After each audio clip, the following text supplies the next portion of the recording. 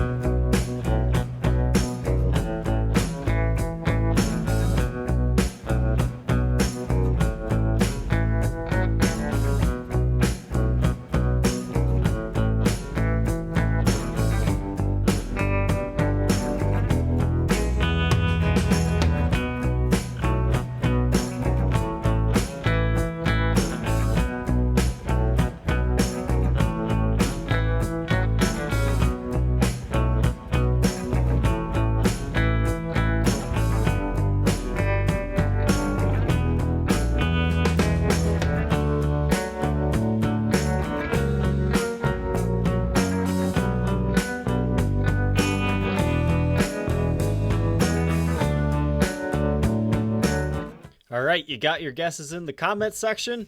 Let's go over it.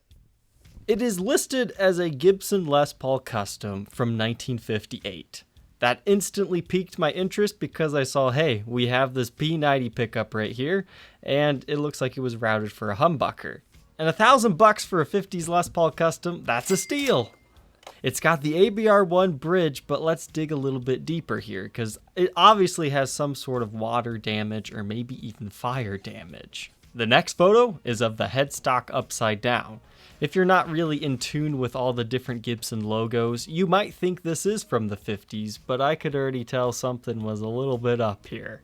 Our next clue is just the full body shot. It looks like the guitar is at least in one piece, but again, serious finish damage. Continuing on, it just looks like it gets worse and worse. I mean, take a look at this cutaway area. But then right here, seals the deal. Okay, made in USA stamp instantly cannot be a 50s guitar. The earliest it could be would be 1969. But take a look at this serial number. It looks like E89730. So you might ask, is this thing fake? Did they ever use a leading letter in front of the numbers? And the answer is yes. It was around 1975. There was a very brief period right before the decal serials where they would use this. But what if I told you you're not able to see one digit that is missing here? Get really close and you can see there's an L. LE, limited edition. Also take a look at these exposed screw holes. That tells us there were different tuners on this at one point in time. And what tuners were those?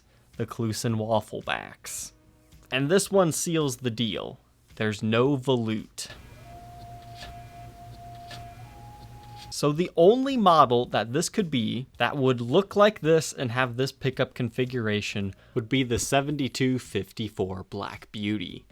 In the early 70s, Gibson reissued the 54 Les Paul Custom, as well as the 54 Gold Top, which they mistakenly called the 58 Gold Top. So this would have originally had an Alnico 5 pickup in the neck position, which is kind of like a P90, but it's called the staple pickup. They're a little bit deeper.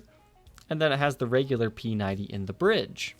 Now what's kind of cool here is they at least replaced it with an era correct pickup, because if we zoom in here, there's T's on the bobbins. So that puts this pickup from the very late 60s into about the very early 80s.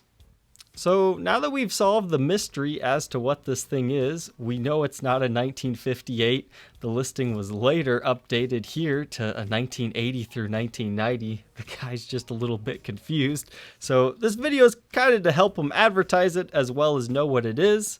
Let's see if it's sold yet. Nope, still there.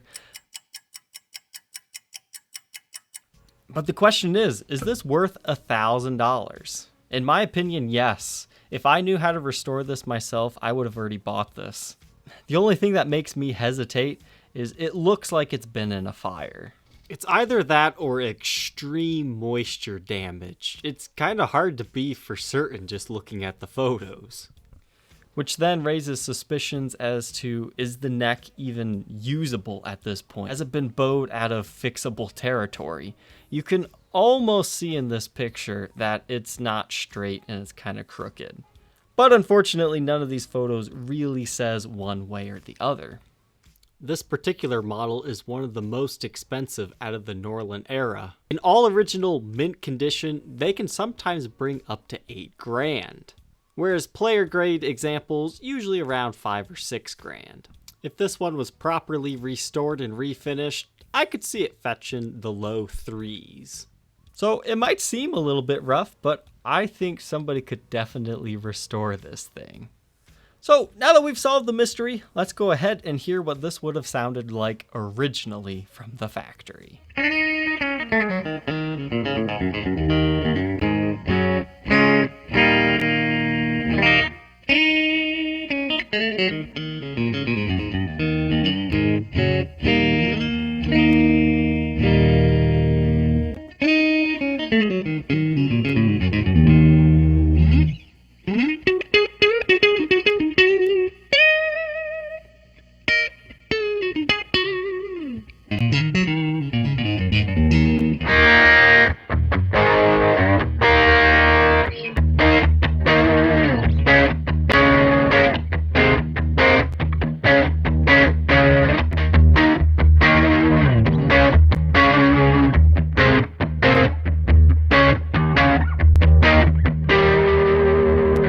The only question left, would you rock this beat up, burnt up Les Paul Custom from the early 70s or not?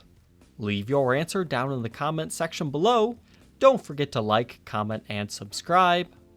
And we will see you tomorrow on the next episode. Take care.